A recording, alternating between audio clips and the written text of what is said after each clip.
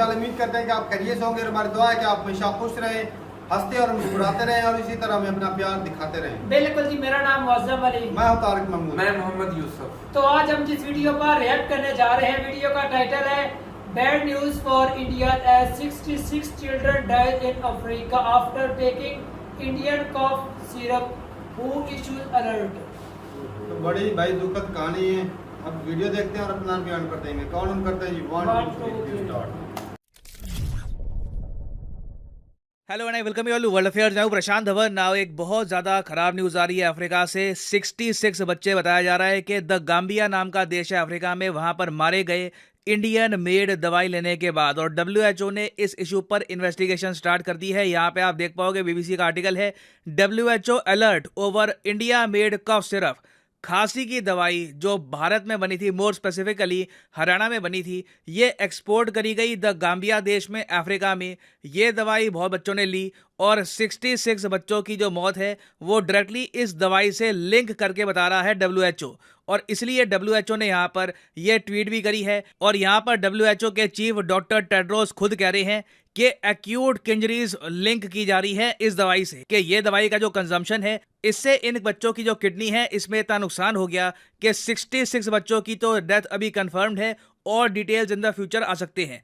आगे यहाँ पर याद करते हैं, the 4 medicine are cough syrup and cold syrup produced by Maiden Pharmaceuticals Limited in India. और अभी WHO आगे इन्वेस्टिगेशन और कर रहा है और इंडियन गवर्नमेंट को ये लोग प्रोवाइड करेंगे डेटा कि किस तरीके से इनके हिसाब से, WHO के हिसाब से, इन दवाइयों में कमियां थी या तो टॉक्सिक प्रोडक्ट यहाँ पर यूज किए गए हैं जिसकी वजह से अफ्रीका में बच्चों की मौत हुई। नाउ अगेन ये न्यूज बहुत शॉकिंग है क्योंकि कफ सिरप एक बहुत ही बेसिक मेडिसिन होती है। काफी बार गले में प्रॉब्लम होती है तो हम लेते हैं कफ सिरप। तो कफ सिरप से अगर बच्चों की डेथ हो जाती है और वो भी made in India cough syrup, international news बन रही है, इसकी WHO यहाँ पर वार्निंग इशू कर रहा है। ये एक बहुत ज्यादा खराब न्यूज है फॉर इंडियन फार्मा इंडस्ट्री। तो डिस्कस करते हैं इस टॉपिक को इन डेप्थ के यहाँ पर हुआ क्या है, भारत के लिए क्या लेसन आ सकते हैं यहाँ से, चाइना के साथ क्या हुआ था 2009 में, बहुत कुछ आपको जानने को मिलेगा। मगर आगे बढ़ने से पहले आपसे क्वेश्चन पूछूंगा। क्वेश्चन यहाँ पर यह है कि इस बार नोबेल प्राइज फॉर फिजिक्स ये दिया गया है इन 3 साइंटिस्ट को। इनको सम्मानित क्यों किया गया है? इन्होंने किस फील्ड में बहुत अच्छा काम किया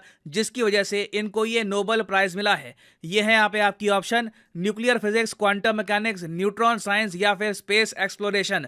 कमेंट सेक्शन में करिए उत्तर, सही आंसर आपको मिलेगा वीडियो के अंत में। नाउ फर्स्ट ऑफ ऑल यहाँ पर मैं ऐड कर दूं कि ये पहली बार नहीं है कि एशिया से कोई दवाई अफ्रीका या फिर इवन किसी और कॉन्टिनेंट में गई हो और वहां पर लोगों की मौत हुई हो। 2009 में क्या हुआ कि चाइना की एक कंपनी थी, ये भी कॉफ सिरप बनाती थी और इन्होंने कॉफ सिरप एक्सपोर्ट किया था सेंट्रल अमेरिका में। सेंट्रल अमेरिका में एक देश आपको मिलेगा पनामा के नाम से। यहाँ पे इन्होंने दवाई एक्सपोर्ट करी और made in China cough syrup पीकर कई लोग यहाँ पर मारे गए। टोटल बताया जाता है कि 100 लोगों की तो यहाँ पर डेथ कंफर्म हो गई थी। और इसके बाद देखा गया कि मेड इन चाइना दवाइयाँ बेसिकली सेंट्रल अमेरिका में बहुत कम लोगों ने यूज करनी स्टार्ट कर दी। लोगों ने ज्यादातर शिफ्ट कर लिया मेड इन इंडिया मेडिसिन पर। और पिछले 10 सालों में आप अगर देखो तो मेड इन इंडिया फार्मा का एक ड्रीम गोल्डन एरा चला है। यहां पर आप देख पाओगे, ट्वीट है पीयूष गोयल साहब की, ये कह रहे हैं कि India's booming drugs and pharmaceutical exports more than double in 2021-22 compare to 2013-14। 2013-14 के आसपास हमारे टोटल ड्रग्स के एक्सपोर्ट, मतलब दवाइयों के एक्सपोर्ट्स दुनिया भर में थे करीब 90,000 करोड़ के आसपास। यहां पर हमको जंप दिखा है 103% का और अब हम एक्सपोर्ट कर रहे हैं 1,83,422 करोड़ रुपीस की मेडिसिन दुनिया भर में। और इसलिए भारत को कहा जा रहा है फार्मेसी ऑफ द वर्ल्ड। दुनिया में कहीं भी आप चली जाइए, मेड इन इंडिया दवाई आपको मिल ही जाएगी। अच्छा, वैसे अगर हम बात करें मार्केट वाइज के जो हम इतना एक्सपोर्ट कर रहे हैं बिलियंस ऑफ डॉलर्स का, ये सबसे ज्यादा कहां पर जाता है? कौन सा रीजन है दुनिया का जो सबसे ज्यादा भारत की दवाइयां परचेज करता है? तो नंबर 1 पे आपको मिलेगा नॉर्थ अमेरिका।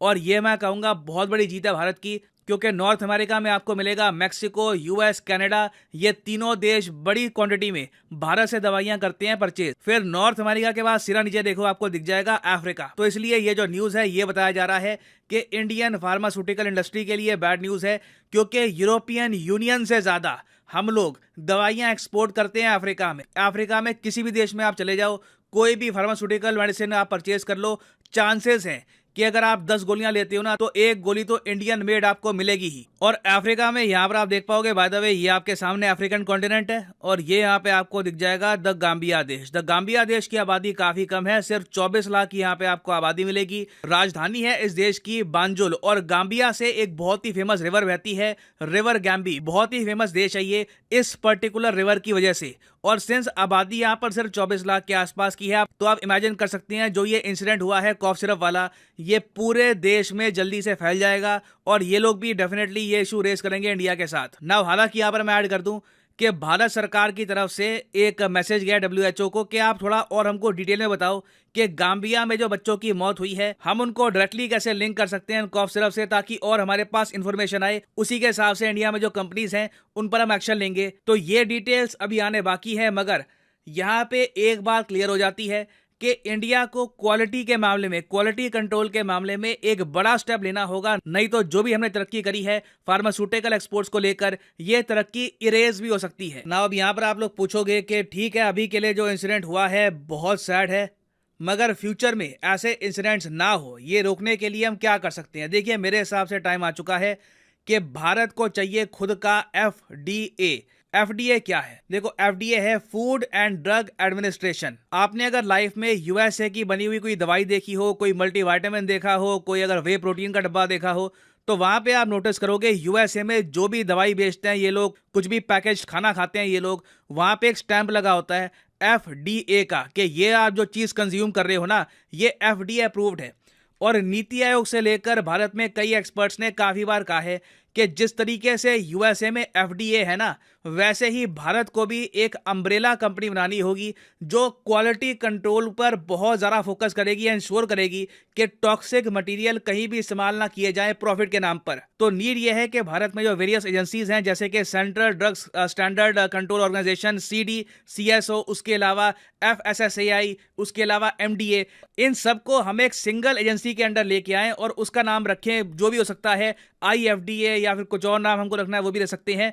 क्योंकि मैं आपको ये बता रहा हूँ, USA में ना जो भी ये लोग प्रोड्यूस करते हैं दवाई, उसकी क्वालिटी को लेकर दुनिया को इतनी एश्योरेंस होती है कि भारत की मार्केट में काफ़ी बार उन प्रोडक्ट्स की बहुत डिमांड होती है जहां पर FDA का स्टैंप लगा होता है। क्योंकि FDA के स्टैंप का मतलब ये होता है कि इस प्रोडक्ट में कोई टॉक्सिक मटेरियल नहीं होगा, बिल्कुल ह्यूमन कंजम्पशन के लिए ये सेफ है। और इसलिए आप देखोगे कि USA में अगर थोड़ी बहुत कुछ दवाइयाँ बनती भी है, वे प्रोटीन बनता भी है, ये इंटरनेशनल मार्केट में जाता है ना, तो FDA के स्टैंप की वजह से बहुत महंगा बिकता है। तो आप कह लीजिए USA ने क्वालिटी को एक ब्रांड बना दिया है कि अगर आप मेड इन USA परचेज करते हो तो बाय डिफॉल्ट आपको FDA का स्टैंप मिलेगा। तो मतलब आप जो भी परचेज कर रहे हो, इट इज 100% सेफ। तो अगर इंडिया को लॉन्ग टर्म में चाइना से compete करना है फार्मास्यूटिकल इंडस्ट्री के मामले में, क्योंकि अभी देखो दुनिया भर में दवाइयां एक्सपोर्ट करने के मामले में हम लोग चाइना से आगे हैं, मगर चाइना ऑब्वियसली ये चाहता है कि इस सेक्टर में भी इंडिया को ये लोग बीट कर दें। इसके लिए ये लोग बहुत तैयारी कर रहे हैं। तो नीड ये है कि इंडिया कॉन्स्टेंटली अपनी जो क्वालिटी है मेडिसिन की, इसका स्टैंडर्ड बढ़ाता रहे। ना सिर्फ इंडिया को फार्मेसी ऑफ द वर्ल्ड कहा जाए, ये कहा जाए कि अगर भारत से निकली है ना मेडिसिन तो इट इज 100% सेफ, कुछ प्रॉब्लम नहीं आएगी। बट अभी के लिए WHO की जो ट्वीट्स हैं, इनसे प्रॉब्लम बिल्कुल आएगी।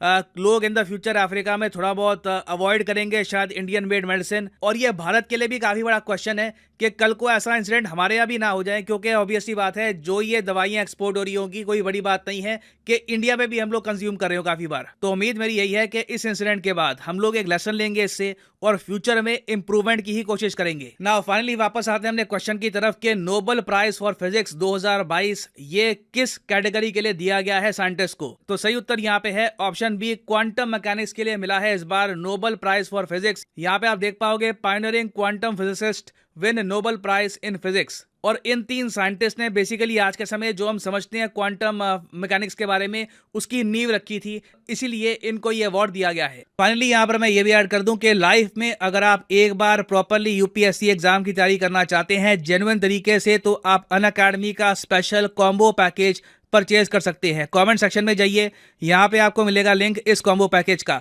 नाउ इस कॉम्बो पैकेज की खास बात यह है कि आपको यहाँ पर प्रीलिम्स, मेंस और ऑप्शनल तीनों की तैयारी करने का मौका मिलता है इन अ सिंगल परचेज। ये सारे जो आप कोर्सेज हैं अलग अलग परचेज करोगे तो 10 to 15,000 रुपीज आपको एक्स्ट्रा पे करने होंगे, तो कॉम्बो में वैसे ही आपकी सेविंग होती है। तो अगर मान लीजिए अभी आपका प्लान है कि आप 2-3 साल में आराम से यूपीएससी के एग्जाम का एक प्रॉपर अटेम्प्ट देंगे, तो जो 36 महीने का कोर्स है ये आप कर सकते हैं परचेज। मगर जो प्राइसेस यहाँ पर लिखे हैं कभी भी पे मत कर देना, सिंपली यहाँ पर कोड यूज करो PD10 और प्राइसेस गिरना स्टार्ट हो जाएंगे। The prices will start falling. सिर्फ 3,000 रुपए में यूपीएससी ऑप्शनल, प्रीलिम्स, मेंस तीनों की तैयारी आप कर सकते हैं with Unacademy. So use the code PD10 and save money. So इसी नोट के साथ ये है वीडियो का अंत। Thank you for listening and as always God bless you all.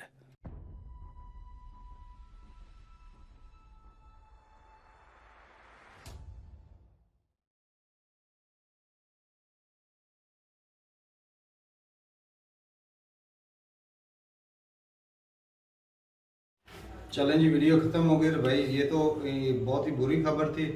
एक तो 66 बच्चों की डेथ हो गई, वो जिनके बच्चे मरे हैं उनके लिए तो भाई साहब इंडिया के ऊपर तो गुस्सा निकल रहा, बद दुआएं दे रहे होंगे बिल्कुल। और बाकी भाई जहाँ तक बात है दवाइयों की, तो हो सकता है एक्सपायर भी हो जाए। मुझे तो भाई वो फिर आप बोलेंगे कि पाकिस्तानी को तो साजिश लगती है, तो कुछ भी मुमकिन है भाई साहब। हाँ। जब चाइना की देखो कोई तो वजह बनी है ना जिससे बच्चों की डेथ हुई है। हाँ। हालांकि सीरप ही था, सही बात। कोई तो वजह उसमें इतना ना बनी मसले है। वाली बात भी है। सिरप जो हम कोई बंदा भी चाहे गला खराब हो या ना हो ले तो कुछ भी हाँ, नहीं कुछ होता। भी नहीं होता, ऐसी बात तो है। कुछ ना कुछ खराबी होगी थी हाँ। बनाते वक्त हो जाती है गलती इंसान से लेकिन वो चेकिंग भी तो होती है ना, सारा कुछ चेकिंग ऐसी है ना हाँ, मेरे लेकिन डब्बे ये एक पैकेट के एक अंदर बात एक आदमी है, को हाँ। चेक करते हैं। लेकिन सिरप चीज भी ऐसी है है कि पाकिस्तानियों के भाई, ये बात भी ज़हन में रखो। हाँ। है पाकिस्तानियों के भाई। भाई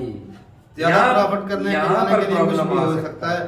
बाकी ये बात है भाई साहब, चाइना भी कुछ पंगा डाल सकता है बीच में कि वो कॉपी करने में तो भाई चाइना मास्टर है। लेकिन ये बहुत बड़ी बात है कि नंबर 1 जो है ना वो इंडिया है मेडिसिन के मामले में ना, चाइना को भी पीछे छोड़ दिया।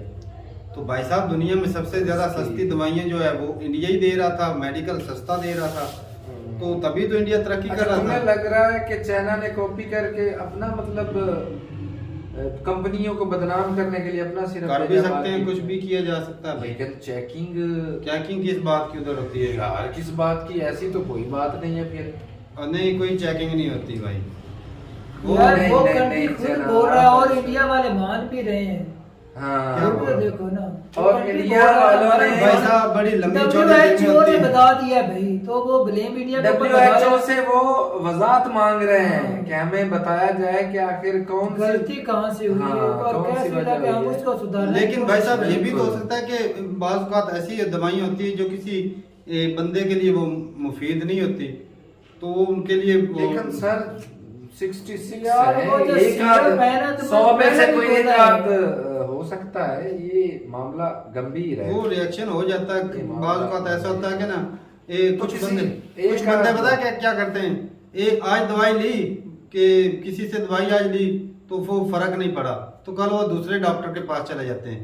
सबसे बड़ी गलती वो यहाँ पर कर देते हैं। हाँ आज एक डॉक्टर के पास गए, दवाई ली, फर्क नहीं पड़ा, तो कल फिर उसी के पास जाओ, ताकि उसको उसे पता होगा चले कल कि मैंने इसको ये मेडिसिन दी थी, हाँ। इससे इसको फर्क नहीं पड़ा, आज मैं दवाई तब्दील कर देता हूँ। हाँ, तो बात भाई सब दवाइयों के रिएक्शन हो जाते हैं, हो जाते हैं बिल्कुल, जिसकी वजह से नुकसान हो जाता है। और केमिकल होते हैं भाई। बाकी भाई हो सकता है बच्चे वैसे कमजोर हो, बुखार की वजह से उनकी डेथ हो, लेकिन वो बोल रहे थे कि उनका जो किडनी के ऊपर असर हुआ है, तो साफ ज़ाहिर है ड्रग फिर हैवी किस्म का होता है। बाज़ औक़ात ऐसा होता है ना, खास करके देसी, ये तो देसी दवाई नहीं थे भाई, देसी दवाई वाले वो बनाते दवाई और वो सही तरीके से कभी कभी उसकी ना तारक जल्दी में बना देते हैं।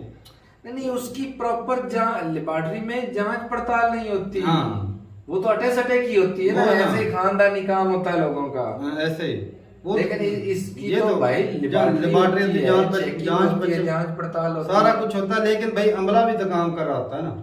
बाकी ये भाई साहब जिस तरह सर बता रहे थे कि वो इस तरह अमेरिका ने वो FDA बनाया हुआ है, अगर इंडिया को अपना जो सिक्का मनवाना है दुनिया में, हाँ। वो क्वालिटी के ऊपर तो ध्यान देना पड़ेगा। बिल्कुल। नहीं तो भाई साहब जो इंडिया का इतना ज्यादा जो नाम कमाया मेडिकल में, हाँ, वो वो खराब जाता है। रहेगा। आज वो ये जाता- अगर न्यूज खराब नहीं होगा सर, वो जाता बहुत है। अच्छा, बदनाम बुरा। सही बात। जब ये बदनाम हो जाएंगे तो फिर भाई ये जाता रहेगा। जाता रहेगा बंदा कि जिसको बोलो भी बिल्कुल सस्ती दवाई ले लो, हाँ। उसको जान का खतरा होगा भाई साहब, हाँ, नहीं वो खरीदेंगे। नहीं, कोई भी नहीं लेगा, इसीलिए- क्योंकि वो बदनाम हो चुके होंगे। सही भाई बात। इनकी दवाइयां खाने से मौत लेकिन हो अब जाती ये है। कंपनी माफी भी कैसे मांगेगी बताओ? नहीं, असल अगर में ना- कल को नहीं, नहीं, साबित माफी होता का है, मामला नहीं है तो फिर सर। पहले वजह तलाश की जाएगी, आया कि कौन सी वजह है जिससे बच्चों की मौत हुई है, फिर साइंटिफिक मेथड से उसका जवाब दिया जाएगा। इसका ऐसे नहीं, सबसे- जबानी कलामी नहीं, इसका हल तो लेबोरेटरी यही है टेस्ट से उससे वजाहत किया कि जिन जाएगा। बच्चों की डेथ हुई है, इंडिया से डॉक्टर जाएं हाँ। और उनका अच्छे से खुद जांच पड़ताल बिल्कुल जी, करें, बिल्कुल। दूसरों वो के ऊपर ना WHO छोड़ें। पर ना रहे। तो दूसरों पर ना रहे, खुद जांच पड़ताल करें, तब जाके सही जो है वो मेन बात का पता चलेगा।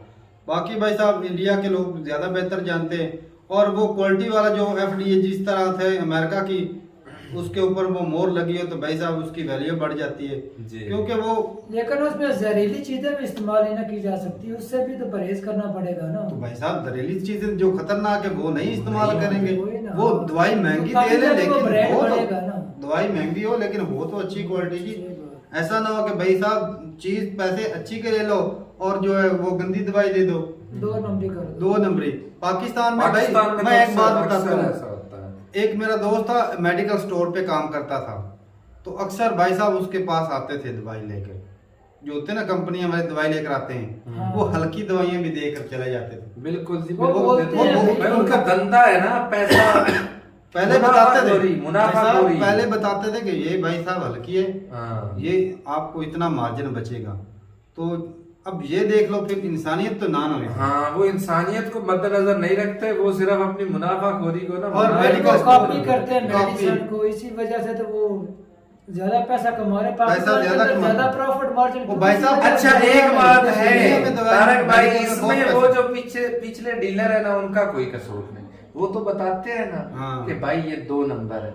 अब ये कसूर तो बनता है ना मेडिकल स्टोर वाले, जो कि उसे खरीद के लोगों में बेचता है। और भाई हमारे जो मेडिकल स्टोर है वहाँ पर जो एक्सपर्टीज है भी नहीं है, जो बताए भी ये चीजें कैसे कैसे लेनी है। हाँ, कोई भी अगर आराम डॉक्टर से ही पढ़े नहीं लोग होता। लिखे लोग नहीं, अब हैं, तो वो कोई भाई expertise पूरा नहीं है। डिप्लोमा किया होता है, ऐसे नहीं बैठे होते। भाई नहीं, मैं नहीं, देखा कई है, मेडिकल स्टोरों में एक डॉक्टर बंदा नहीं है, होते हैं। वो डॉक्टर- अब ये जो होता है। फार्मेसियां बन रही हाँ, हैं, उनमें उनमें ये स्पेशल चीज़ एक डॉक्टर रखे रखा होते होता हैं। है। भाई साहब उनके पास डिप्लोमा उनका होता उनका है। एक डॉक्टर होता है। तो ठीक है भाई साहब, आप अपनी राय जरूर बताइए कमेंट सेक्शन में। अगर इस जो है ये जो मुसीबत है, इससे इंडिया कैसे निकल सकता है, इसका क्या हाल होगा? जी। माफी मांगनी पड़ेगी या फिर अपने डॉक्टर भेज के वो उसका जो सही जांच पड़ताल करनी पड़ेगी? जी। जरूर बताइएगा कमेंट सेक्शन में। मिलते नहीं वीडियो के साथ, तब तक के लिए इजाजत दें। अल्लाह हाफिज।